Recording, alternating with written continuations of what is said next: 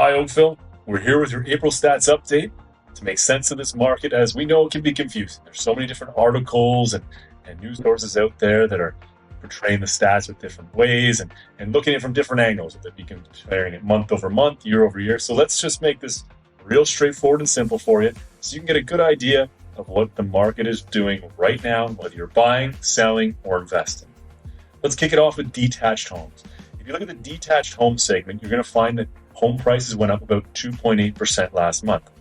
At the same time, the days on market has crept up to 24 days on market, and that's due in part to the fact that we saw inventory levels rise by 32%, and the sales have dropped by about 10%. So it's leading to a much more balanced market.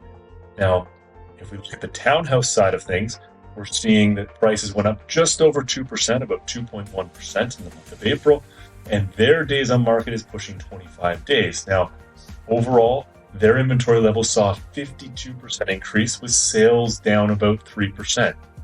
If you put that all together, it would show that we're starting into a much more balanced market on the townhouse segment side of things.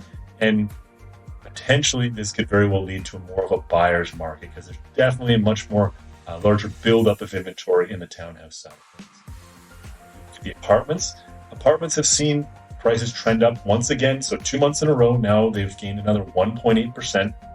However, the days on market for apartments is now sitting at 35 days. And so it is definitely a buyer's market still in the apartment segment. And it'll be very interesting to see how things perform from here. Now, moving forward, we are coming up on the June 5th announcement from the Bank of Canada. Be very interested to see whether they do lower interest rates, because if they do, we could very well see this turn back to a seller's market, as the buyers will likely come running back, as we're seeing a lot of people sitting on the sidelines right now waiting to see what's going to happen here. We're going to continue to keep you posted, and if you have any questions, you can reach out to us anytime. I'm Corey Martin with Martin Group, and thanks for tuning in.